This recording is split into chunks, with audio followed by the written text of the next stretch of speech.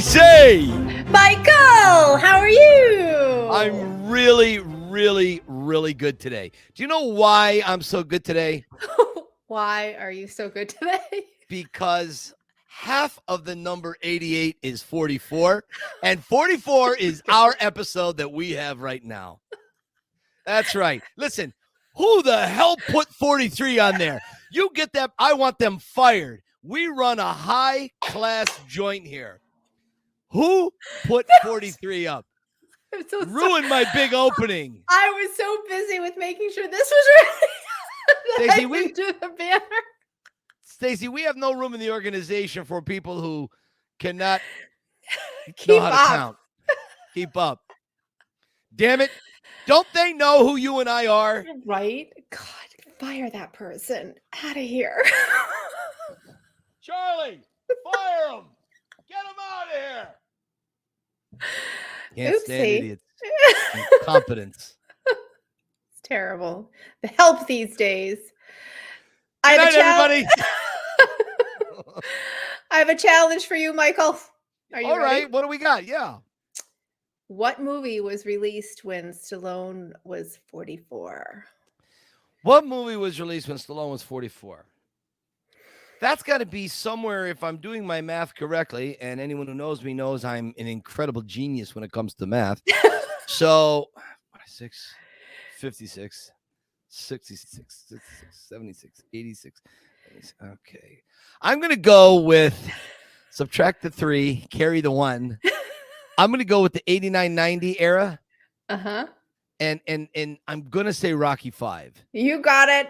Is it Rocky 5? Okay. It is Rocky 5. You passed. I am going to have to say that. That would. So 44 years old. I'm 10 years older than Stallone was doing Rocky 4 or Rocky 5. Right. And I still feel like I don't feel I'm 54 when I look at that. I feel like I'm still a child, a kid watching it, in 1990. Why is that? Why does that happen that way?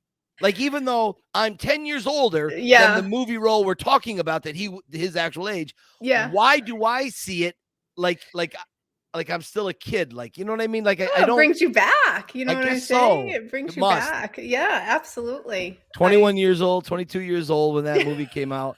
And I remember Sue and I sitting in the movie theater, and the whole audience was just jam-packed. Yeah. Jam-packed. I mean, there was no seats left. People were chanting, screaming, just Rocky, Rocky.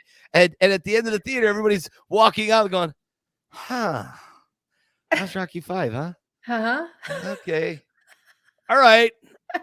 Give me some time to see it again. I'll get behind this. No problem. Right. Yeah, it was definitely different. Yeah.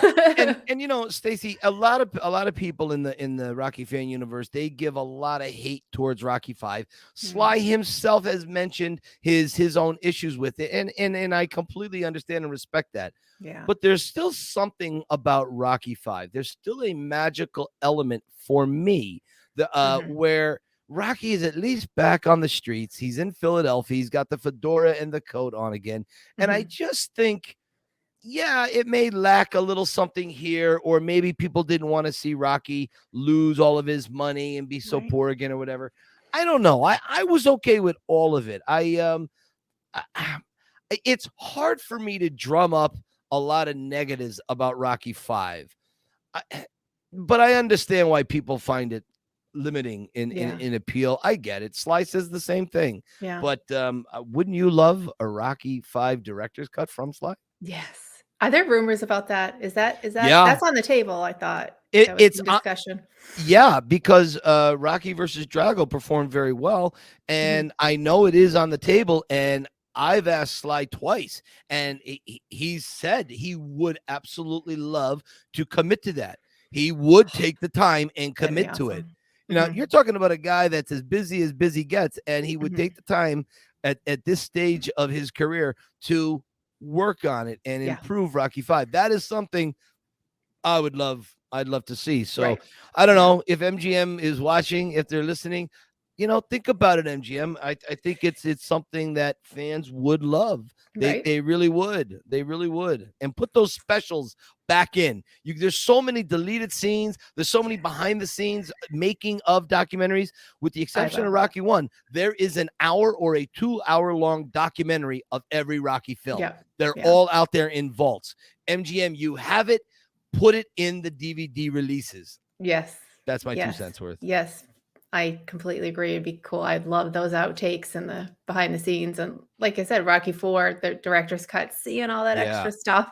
It was brilliant. Oh, that was awesome. Hearing Sly's process going through it, the mistakes that were in Rocky 4 that he discusses openly with John Hertzfeld while they're filming the documentary, I thought it was just a brilliant stroke of storytelling that they put together to show us kind of how the spaghetti the spaghetti is made. Exactly.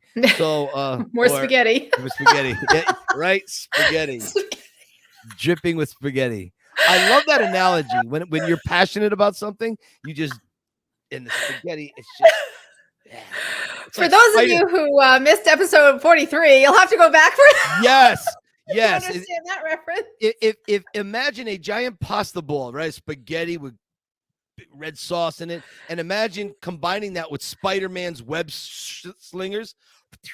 So just anything you love, or you just throw it at it, and to be in love with this character, and it's dripping all over you. You're immersed in it. Yeah. Anyways, what else am I immersed in? I see what you're wearing. Let me show everyone what I'm wearing here. I am wearing part of the John Rivoli collection, the John Rambo arrest photo. Now, John painted this. This thing is absolutely brilliant. This is one of my favorite things I have. John sent me this a few weeks ago, and I haven't had an opportunity to read it yet. I literally just took my the tag off of it, and I thought, okay, today you can't see it because the way I'm sitting in the camera here, but nonetheless, everybody go to the Sly Stallone shop, check out the John Rivoli collection. You will not be disappointed. And if there's not enough John Rivoli there, then go to Icons in Art. It's John's website. He's got all of his art there, from Rocky to Rambo. I mean, it's brilliant. As you guys all know, I got a whole bunch of it right over there on my wall. And I love coming down here and talking to it, quite honestly, after a hard day. So, and my Rambo one's right there. There you go. You got it too, sister. And I got to get more. We're a little poor right now, but I got to get more. Hey, listen, I hear you. When we moved, I remember buying everything conceivably possible because I knew it would be a little tight, new house, new bills, acclimating and all of that. So I said, I'm going to just put a couple of bucks into all this stuff, throw it up on the walls. And when I'm broke, I'll just be sitting here with a peanut butter and jelly sandwich, looking at everything and saying, my Rocky John, stuff. You're the best Rocky artist out there. So anyways, John Rivoli, Icons in Art, check them out. Absolutely. What else we got going on here today? You have a story to tell.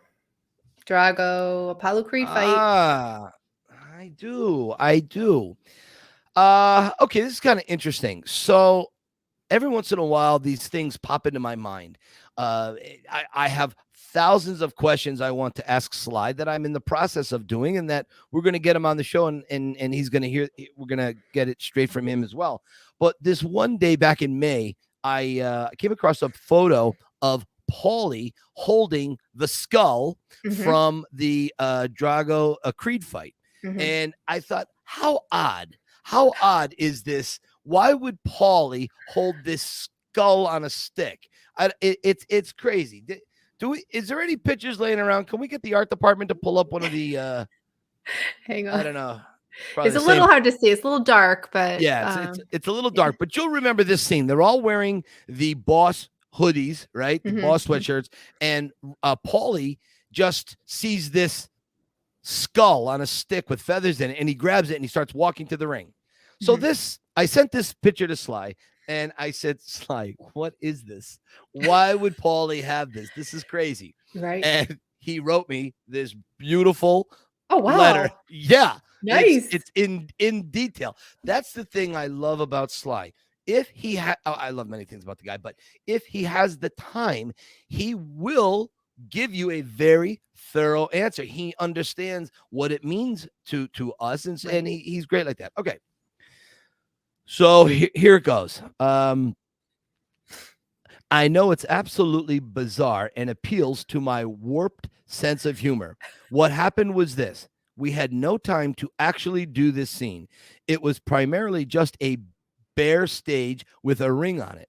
While searching around in the lower depths of the hotel, I was hoping there was something I could use to fill the void. Much to my surprise, I found out that the stage could come up and down on a gigantic hydraulic lift. Discovery number one. Discovery number two was I found unbelievable quantities of costumes from various shows. I asked the hotel if we could borrow the showgirls who were appearing nightly and put on some of these costumes that just happened to be very patriotic with a lot of red, white, and blue. Now I'm starting to have a stage show. Walking further into the basement, I saw this giant bull. Now, I think if the person hasn't fallen asleep we could get a picture. There we go. So I saw this giant bull that hydraulically goes up and down. My brain exploded. I thought, why don't I call Drago the Siberian bull so I can use this gigantic bull? Then I found tucked away in the ceiling above the auditorium all these weird airplanes that resembled Snoopy and the Red Baron. They are ready to fly back and forth across the room. Also in the basement were a part of a set of props that belonged to a voodoo musical years earlier. So I grabbed one of these skulls on a stick and told Bert to hold it. He asked why, and I said, because your character is basically nuts and he would do something like that. Plus, it's memorable. Anyway, you could see how the entire show came together in a matter of hours when early that morning, that was basically nothing, just a stage, bare as could be, and a plain ring. So I kept adding and adding and adding, finally ending with these extraordinary sets of lights that go into multiple directional patterns, which I just threw on stage and hoped for the best. Wow. I love that. That's amazing. That's thrown together together. Oh my gosh. Wow. Just thrown together. I absolutely love this because for me, anyone who's heard me talk over the years, Rocky IV has always been my least favorite Rocky. Not that it's a bad Rocky, it's just that's where I line it up. And when I hear these stories, they're so endearing to me. Like, you think Rocky IV is this perfectly drawn out, it's been in the making, he's got the set design way in advance. No, it was just thrown together. And when we hear thrown together, we think, oh, come on, you throw something together, you're just barely surviving. No, it's beautiful. It's an amazing, it's captured perfectly for the film. And that just goes to, just Sly's thoughts. And you can see some of this in action, actually, if you go to Expendables on the Blu-ray. There is the making of. It's got a unique name. It's an hour documentary about the making of Expendables, and we see a scene where on the set, they're ready to film. Stallone comes up with it right on the set where Terry Crews picks up the big missile, throws it into the helicopter, and Barney Ross shoots it, and it explodes the helicopter with the blades going into the wall. Stallone says this off the top of his head right then and there, and somebody questions him and goes, did you just come up with that right now? And he turns something and he looks at them, he goes, right? Just now I came up with this. And that's it. That's how Sly's brain works. Wow. It's just electric like that. Yeah. It's nothing short of brilliant in my estimation. Right. Although we may be biased here, Stacy. Well, I think people underestimate the genius. I really think they do. And I think, based on the way Rocky sounds, you know what I'm saying? They assign that to Sly, and it's just, you can't be who Sly is and not be bright. It's like, and that last minute creativity, you know what I mean? If you're in a snag and he comes up with a stage show like that with, all those people, all those lights, all those props. on the spot. That I never knew that. That's very Those cool. those are the things that I love about life lessons from forget about Rocky for a second. Just a life lesson from Stallone, because he's him and his brother both, Frank, they both admit to having attention deficit disorder Oh yeah. Over the years. They've spoken about that, which would lead to not being the best students at the time. Right. And it just goes to show you don't have to be a great student because school, it's such a weird thing. If you follow your passion, you're more than likely, I think, to be far more successful in life than if you kind of come at it.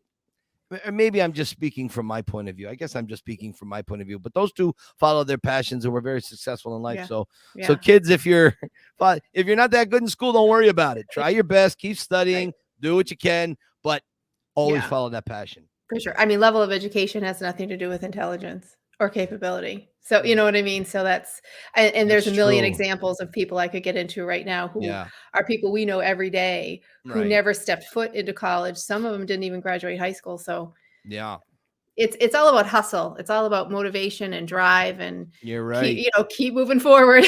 Moving forward. That's what it's about. So, so true. Speaking of which, our guest Kristian is here. He is from the UK, and this story is so inspiring, as they all are, but every time we have somebody on, it sort of fills my heart to hear how far they've come, what they've been through, and what they've lost, and what they've gained back. And because Rocky was kind of there in the background all along, inspiring them to do so. We have Kristian Lovell here from the UK. I'm going to add him. Hello, my friend. How are you? Hello. Yeah, I'm very good. Thank you. How are you both? Very good. Kristian, look at you. You look like Santa's younger brother. I love that look, man. That's awesome. I'm getting ready for Christmas. Listen, has the heat wave cooled down a little bit over there? It's England, so the heat wave was about 12 hours. I gotcha. Right. No, it was a little bit longer. Our summer this year was about 5 days, so we were really lucky this year. But we've hit some temperatures that we weren't used to this year. Right. We're not prepared for. But we're British, so we moan if it's bad weather, we moan if it's good weather. It doesn't really matter. We will moan. We will moan. That sounds That sounds like 340 some million Americans I know. Okay? Right. That's a universal thing, I think, across. Exactly. Hey, listen, before we get started with all that is Rocky, I heard something and I had no idea about this. Is it true in the UK that the majority of buildings do not have air conditioning? Yeah. I think newer build now definitely do. Houses, no, for sure. Most houses don't have air conditioning. More buildings now have air conditioning. I guess. But we have a lot of old historical buildings here, so some of it's retrofitted, but it's not it's not up to scratch. It's certainly not up to the buildings that you get there in the States, where it's part and parcel of walking into buildings. Are the hotels?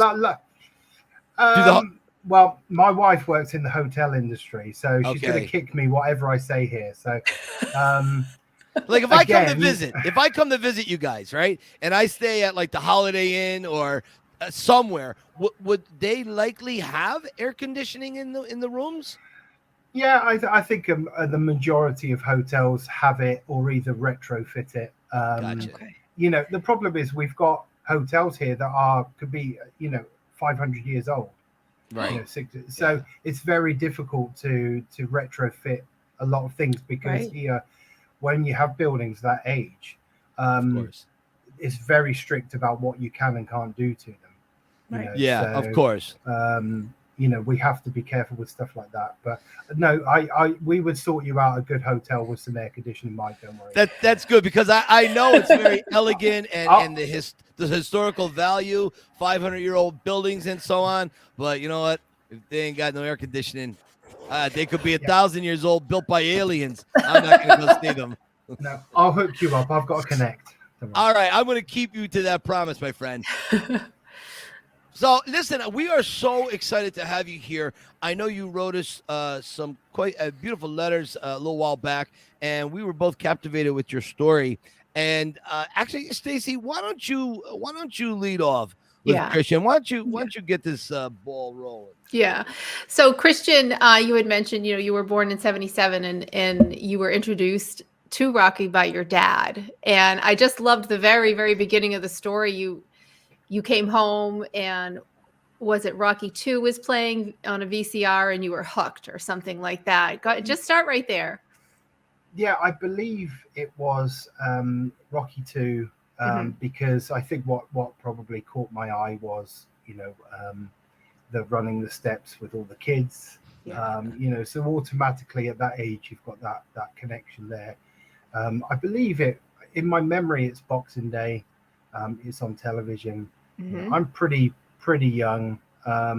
It's probably one of the only or few good memories I have of doing something with my father, but that's another story. We won't go down there. But I kind of I remember that watching that film and it being quite a positive experience for me. And I think it was, the fact that it was with my dad as well.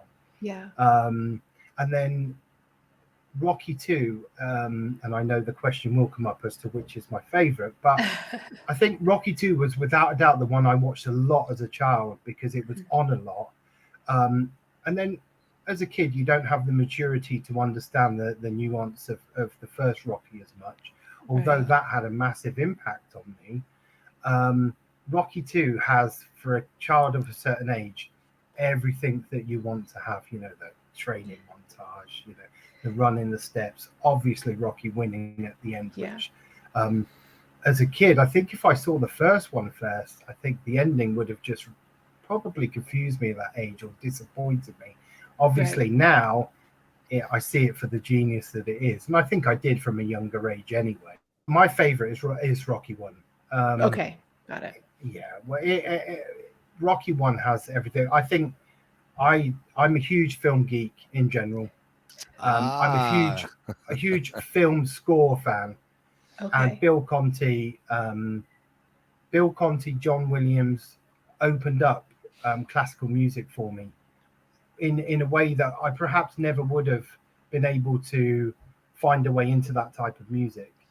But through their scores, because you've got the emotion that you connect with the films, you associate the two. They go hand in hand, which opens up other classical music. To some people, it certainly did for me. But Bill Conti, is to Rocky what John Williams is to Superman or Star Wars. Sure. Go hand in hand. Don't get me wrong, I love the music from Rocky 4. But Bill Conti's score is just my favorite piece of music for Bill Conti is definitely Mickey. It's brilliant, isn't it? It's it's just I can't listen to that piece of music without blubbering like a wreck. It's just fantastic. Kristian, you bring up a really good point because that original, all that original music, Rocky 1, 2, and 3, and through there, those themes, that music, Bill Conti was inspired by an Italian opera that was 400 years old. That's where that music comes from. And it's remarkable. Fanfare for Rocky, the first 20 seconds is identical to the music that is 400 years old. They used to play that music when kings and queens would enter the castle in England. Well, there are many times where I hear Going the Distance, Gonna Fly Now, or Philadelphia Morning, and each one elicits a different emotional response for me. Like Philadelphia Morning becomes very, you can really kind of go melancholy and look over things and think about it, where the other two affect me in different various ways. So with you, it was Mickey that does that. What tell us a little bit about why that music does that. What does it bring out in you? That specific piece is very, melancholy. It's very, it's probably one of the most emotional parts in the series. And I like all of the various different Bill Conti scores for various reasons, and would listen to them depending on my mood, like you say. I was really annoyed with that fact, by the way, about the Italian Opera, because I consider myself a bit of a fact person when it comes to films. I love boring my wife through films with facts as we're watching them. She should shut up and let me watch the film. and she can almost say she'll sit there watching the film. She'll go, "Go on, I know you want to tell me something." Yeah. I didn't know that one until I listened to the podcast. I was like, "That's fantastic!" And then when you played it, wow, okay, Mickey. When it comes to classical scores, violins are just get me. They do, right? Totally. That's quite string. Yeah, I love music. You know, I love a plethora of music, you know, from metal to pop to Prince to Michael Jackson to John Williams to everything.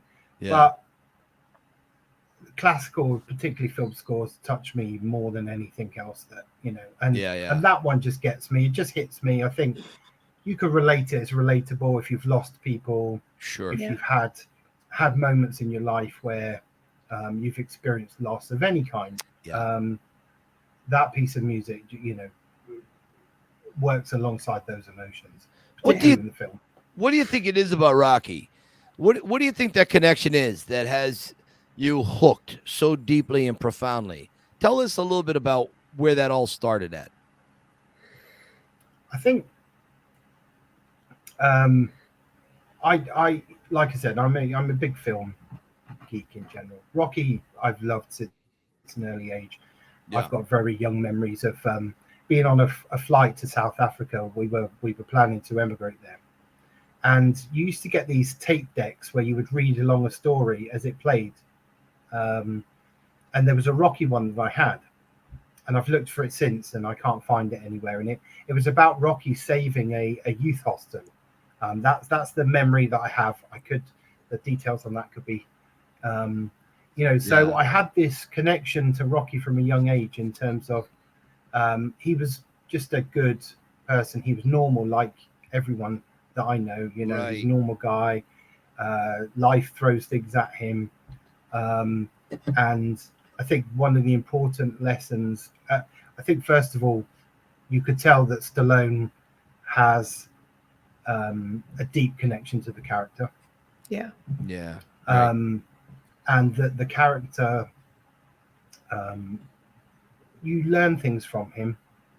I think a lot of people that don't know the series would just think it's a muscle film and it's about fighting, and it's so much more than that. It really is. And I think for somebody that doesn't have a solid father figure around, I think his character is everything you want from that kind of mentor in your life. Sure. I'm not saying I substituted him or anything like that, but it gives you something to base what you want, how you want to be as a person.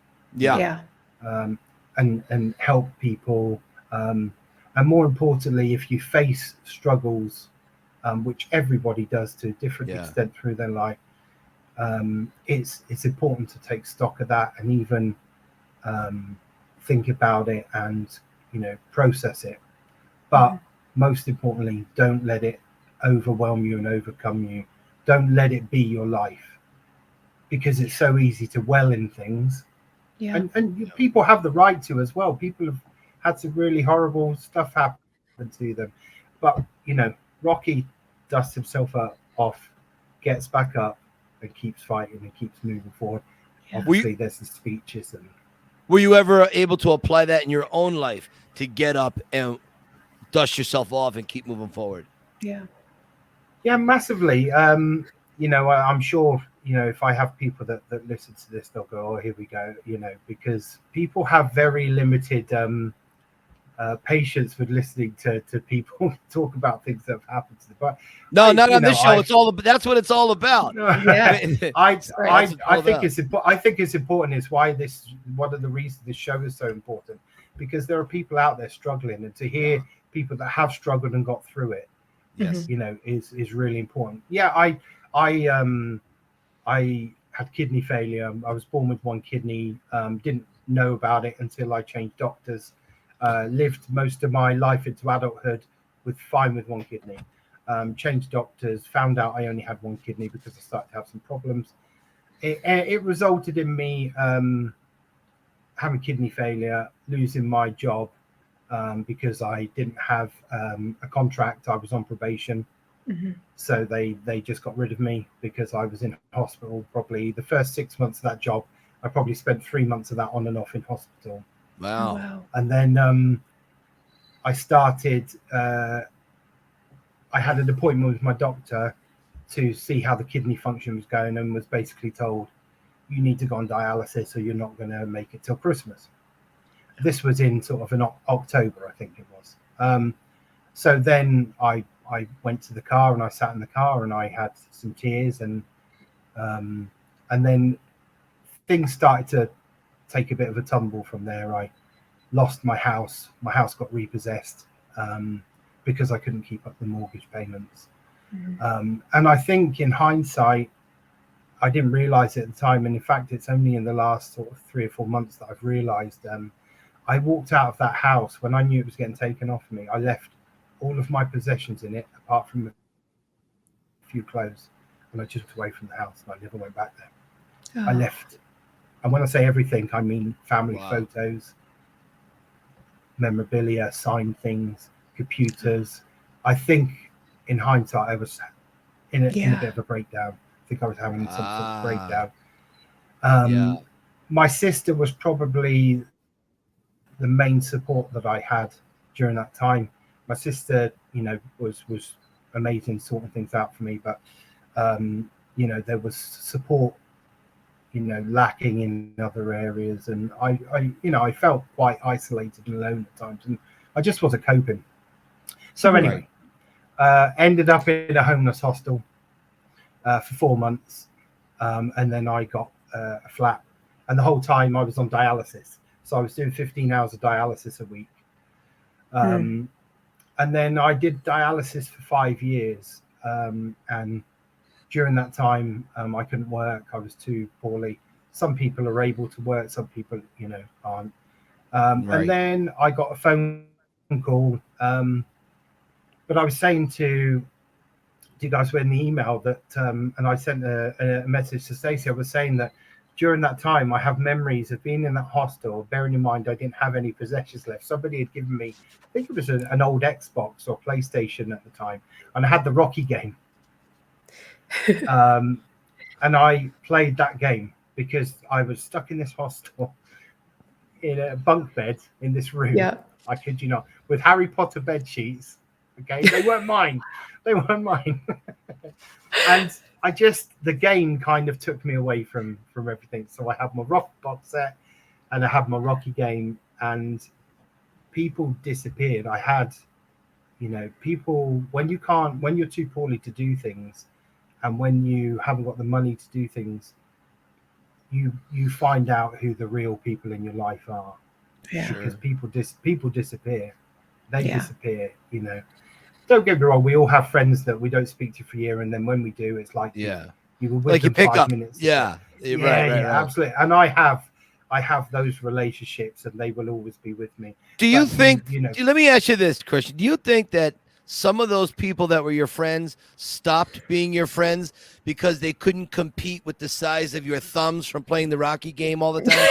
I think that's what it was. It probably was. Popeye thumbs. Popeye thumbs, exactly. Popeye thumbs.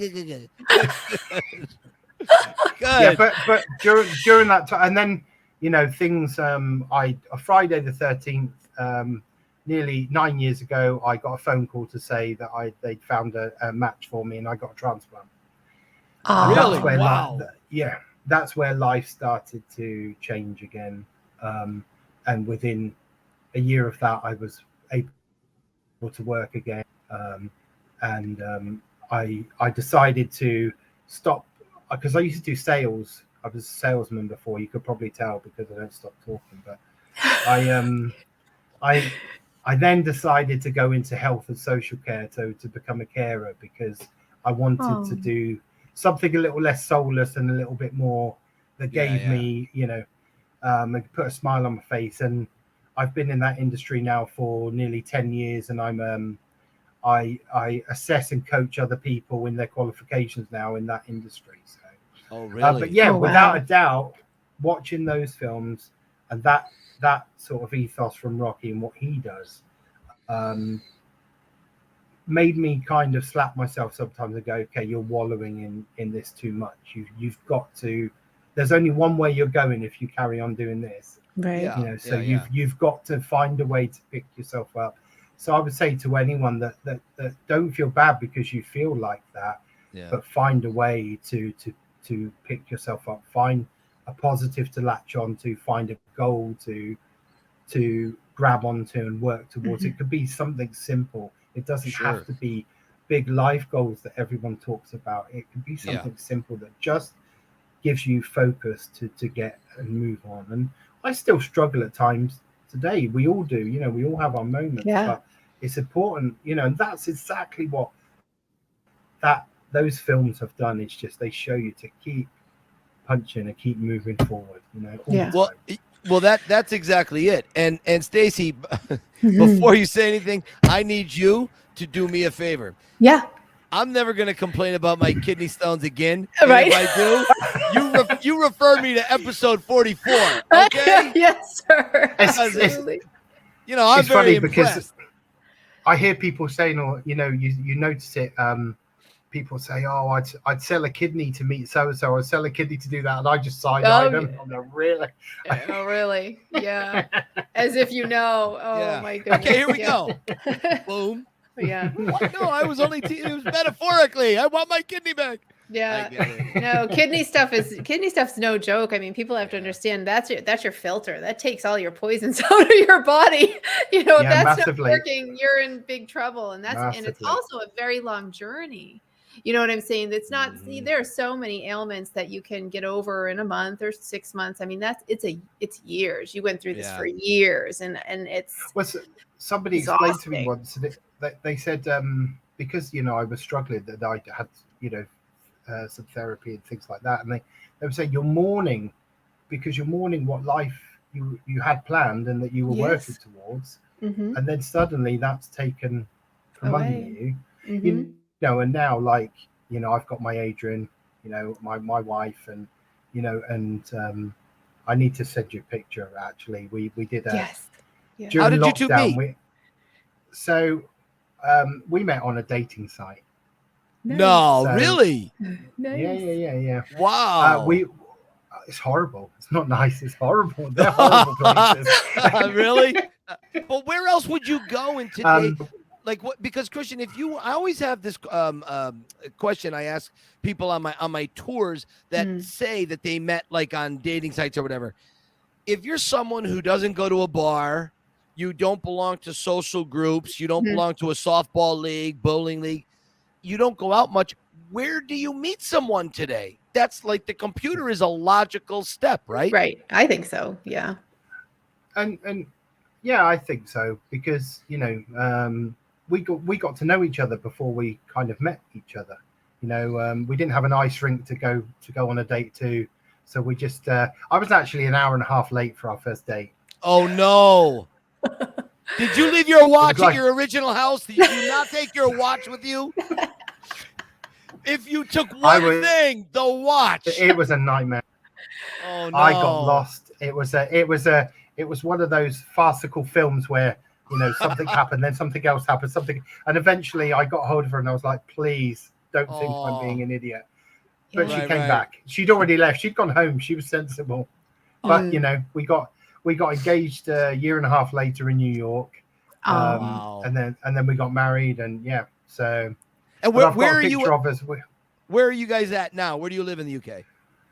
So we're in a place called Cheddington. We're living with my father-in-law at the moment because we've been saving. He very kindly let us move in for a year to save for a house. Oh, so wonderful. we're moving. So we are moving. So this is why everything's makeshift in the background.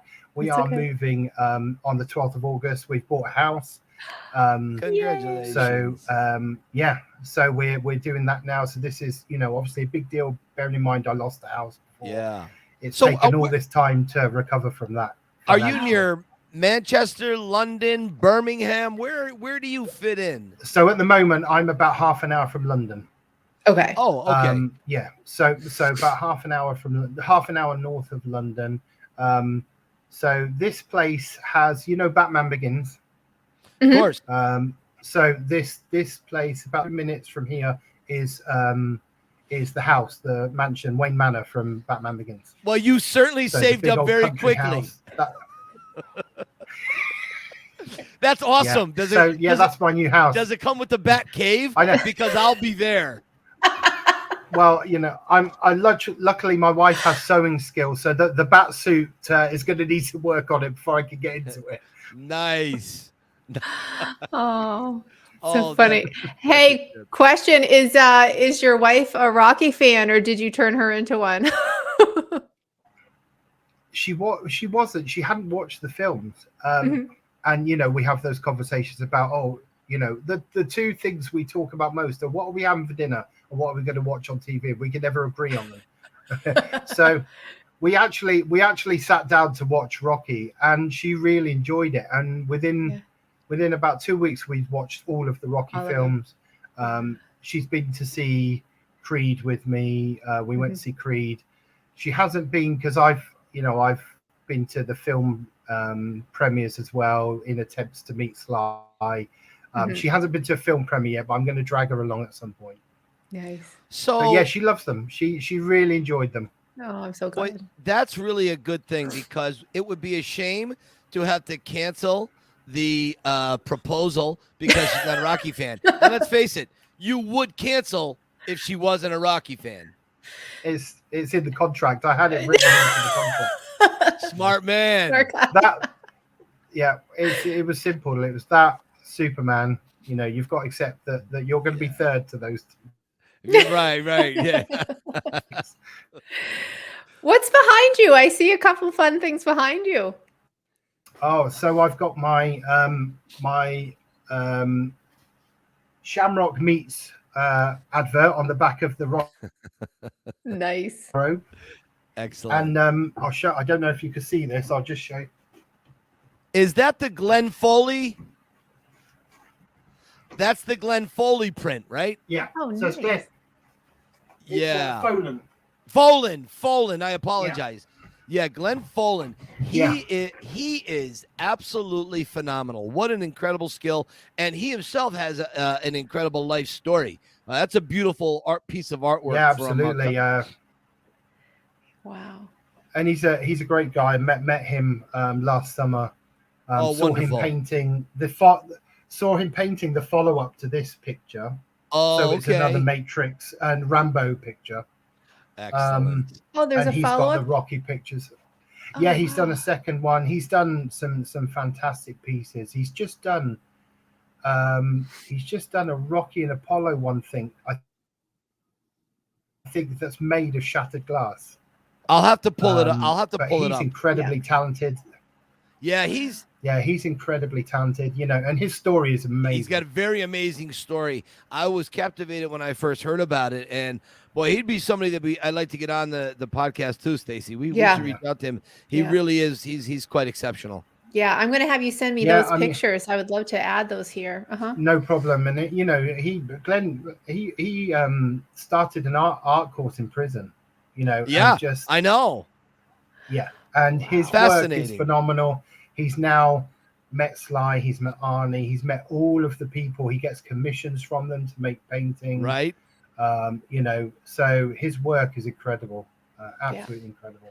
That's the thing I find amazing in the art world. I find that there's never a shortage for an interpretation of the characters.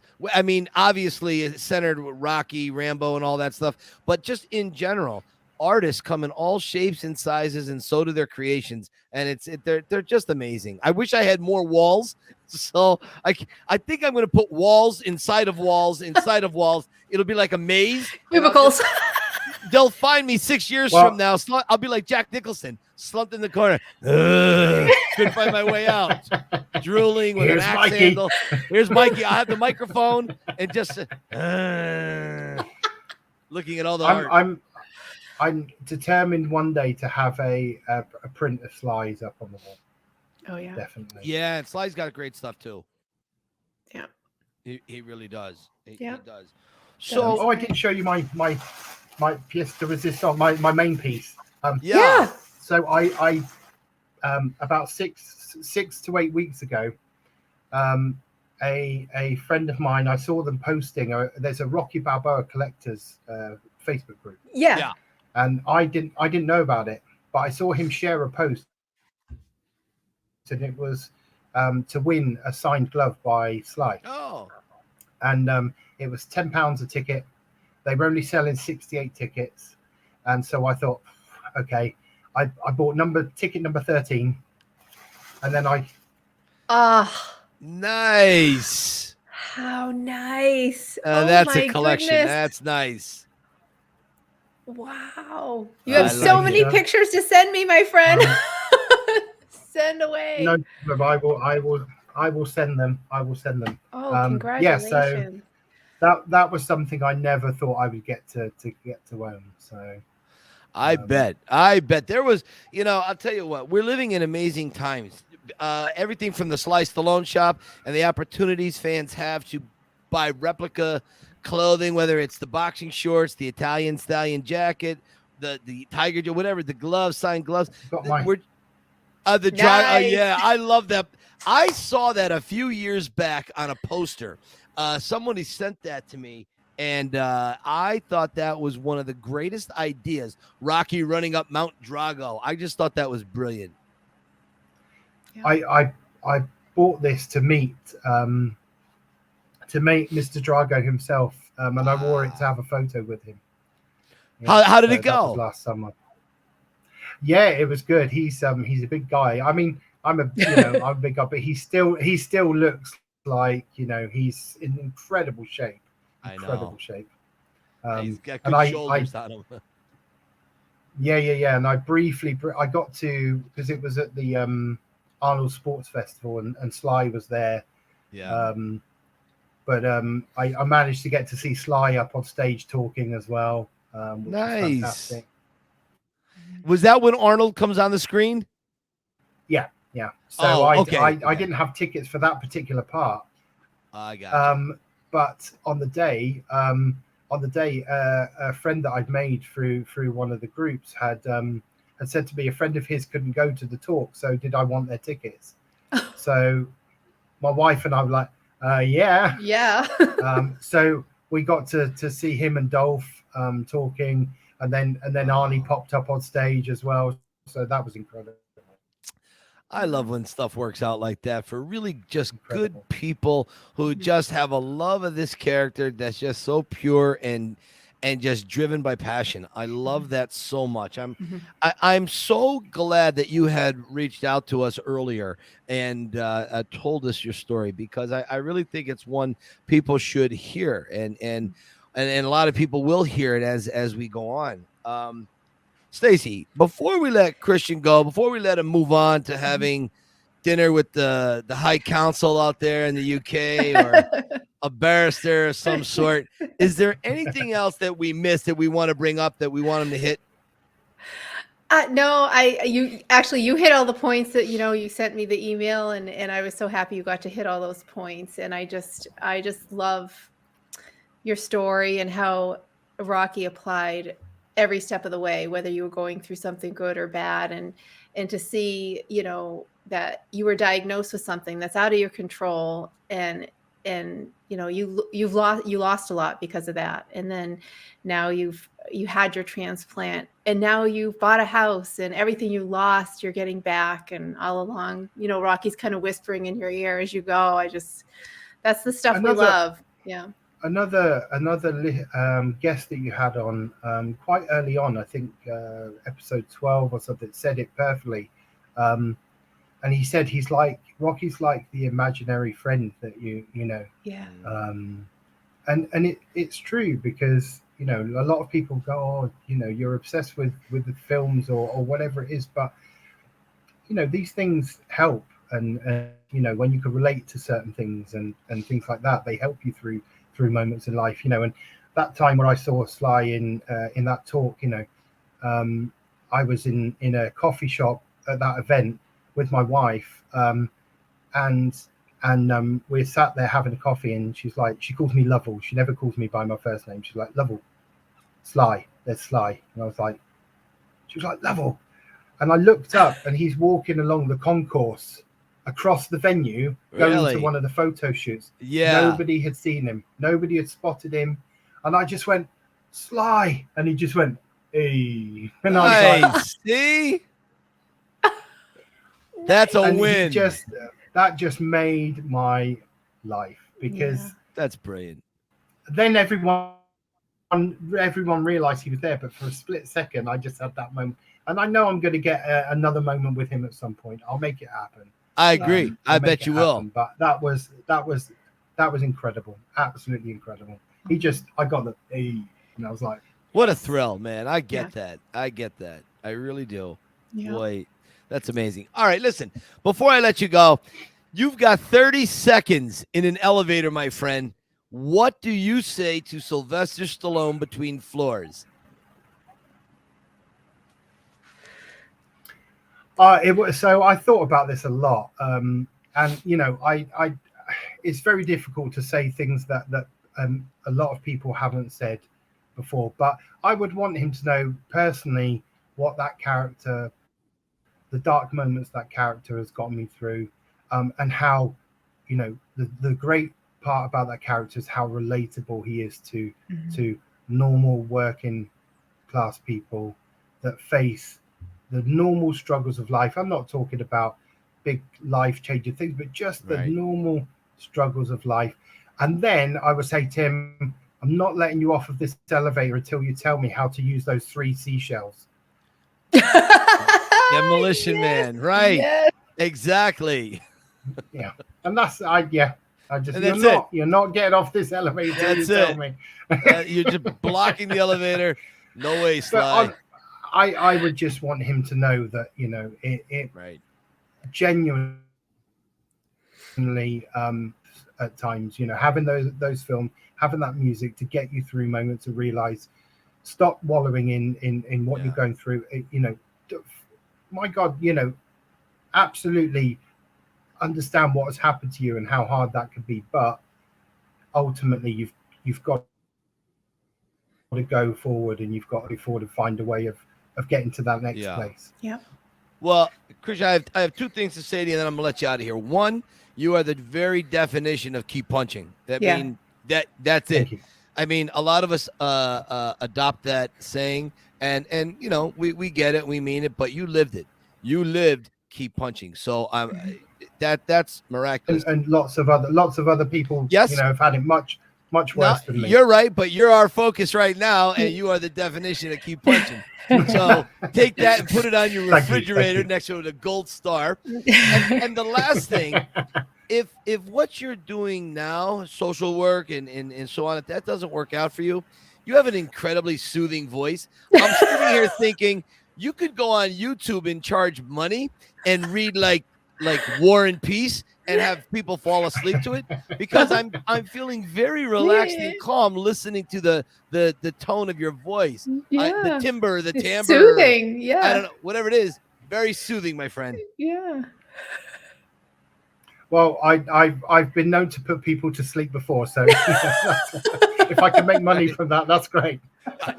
See, and Mike, we are definitely coming out to do that tour, my friend. I would love to have you guys. Honestly, I really would love to. No, we are.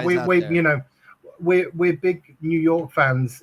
We've been there 3 times now. Our plan has always been to do Philly. So we will absolutely be doing that tour. I keep trying to talk but I keep trying to tell my wife, you need to do this in February for your birthday. And she's like, it's my birthday, not your birthday. And I'm like, no, you. That's what you're getting her for her birthday. Right, exactly. She will love it.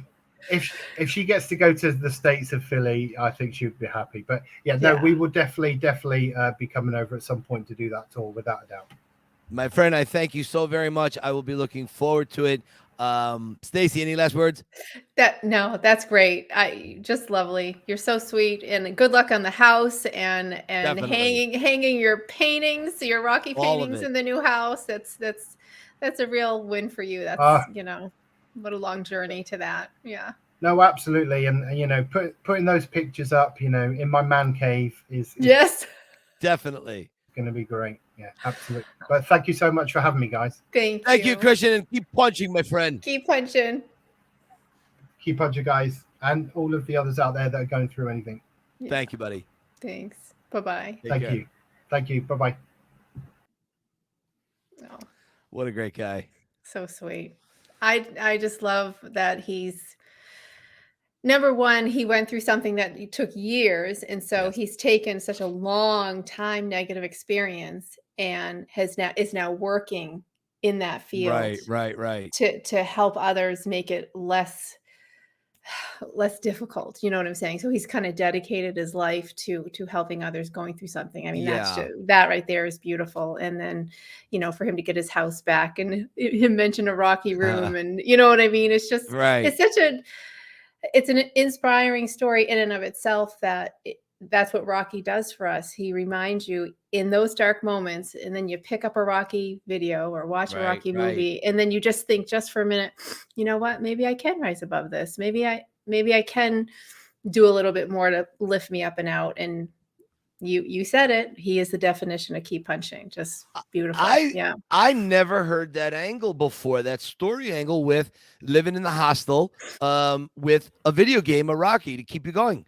Yeah. I mean, wow. Here's this guy fighting in life, and he's playing a video game that's Rocky, that's fighting in the video game. Right. I mean, wow. Right. I mean, that is. I was really trying to stay cool and calm. I wanted to jump in and say more, but I just thought it kept washing over me. Yeah. Video game is what kept the guy going for those few months. That's amazing to me, and that's just the power of the character.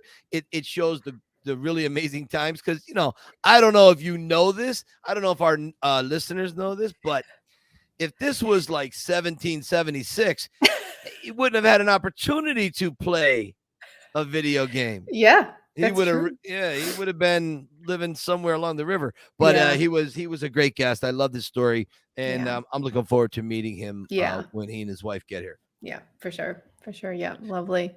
What else we got on our docket? Have we fired that person that screwed up in the beginning yet? I wrote her a warning. Oh, she's got a written warning?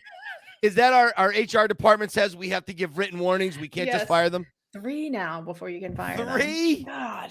So, Stacy, I expect that you'll be having a serious conversation with her at some firmly worded conversation. Thank you. We cannot afford this. With myself. I'm so naughty today.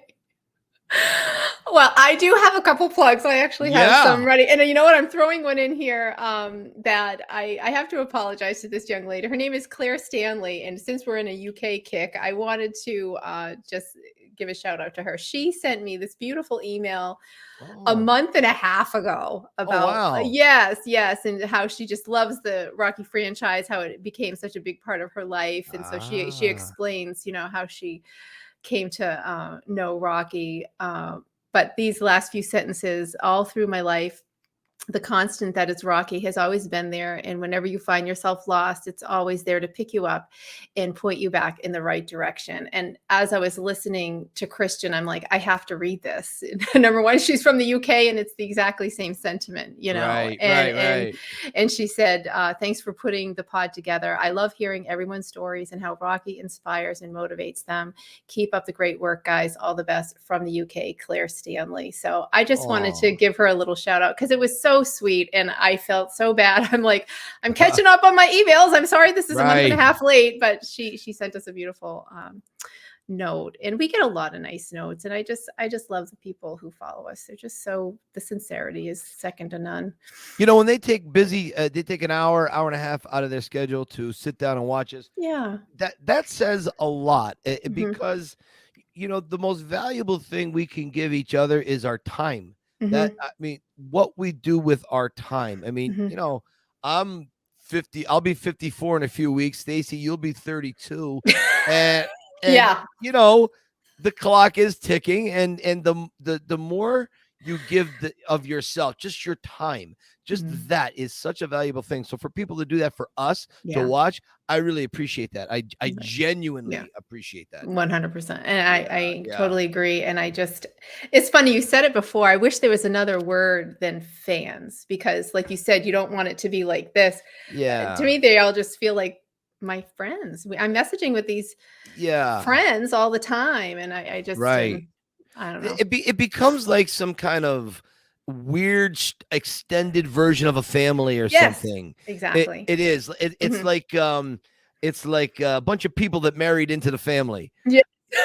You know, I like that. That's how everybody is, because that's how I feel like my sister-in-laws, my brother-in-laws, you know, like I married into them, they married into my brother and family, whatever. So it's like even though you're not blood, you feel like you're blood. You know what I mean? And then just it's the time together, and it's the things that we all go through. And so the moments that we all kind of hang out and share here via the Rocky Files, it's just it's a little more special, I think, every time we do another podcast. And I see people tuning in. I'm like, oh, okay. My other plug is for and I've said him before, Rick Babcock. So this gentleman got in contact with Robert Catalano, who is in Akron, Ohio. So if you need some pizza in Akron, Ohio, this is Regina's Pizza.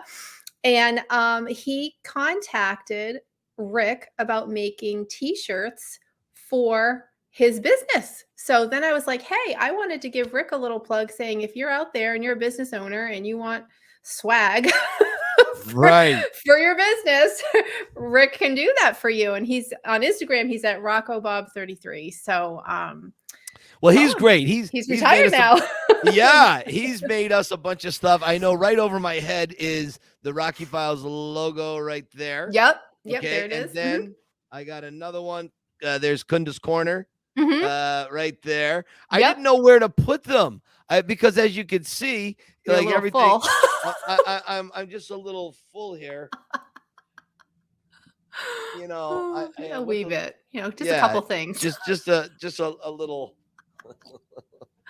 Oh my God. So, you know, but anyways, he's great. I love all of his stuff. And we were just talking about something else that we were going to work on. But I guess now that someone is no longer focused on something, we're going to change things and go another direction. We'll come up with something. So there's always something new and fun. Stacy, if someone is looking for you, if someone wants to find you, and I sound like a stalker on the internet. if someone wants to hear what you have to say, where can they locate you on the internet? On Instagram, you can find me at Had Me at Yo and at The Rocky Files, and on Facebook at The Rocky Files Podcast. Beautiful. And Michael, where can people find you? Where can people stalk me and harass me? If you hate me, go to TikTok Rocky. That's TICK, TikTok Rocky. Not because I'm an idiot, but because that name was taken and I had to go with TICK. But if you are interested in generally having some nice Rocky conversations, if you want to see a nice, wholesome family Instagram page, go to the Yo Philly Rocky Film Tour on Instagram, and you won't be disappointed. And there's also a book called The Cue the Rocky Music. It is a short little memoir of why I'm so mentally deficient and what Rocky means to me. So pick it up. You can order it on Amazon, and it fits in the stocking. There is a movie called The Pretender. My God, what an amazing movie this is. Should have been up for an Oscar. But that's okay. So check that out. We're on streaming services and Amazon Prime and Peacock and a whole bunch of other places. Yeah, it's everywhere. Mm-hmm. Stacy, what another great show. 44, man. Episode. Yeah, 44. It was great. It was great. Before we go, any last words? Anything stupid? Anything bad jokes? Anything I can say? Anything? I'll leave that to you. I do command the stupid quite a lot. I do. Creativity. I'll call it the creativity. Yes. The imagination. I will leave you with one of my best jokes ever. Oh boy. How do you make a tissue dance? Oh God. How? Put a little boogie in it. That's actually cute. That's kind of cute. I love that. I'll allow it. All right, everybody. We will see you next week. And as always, Keep punching.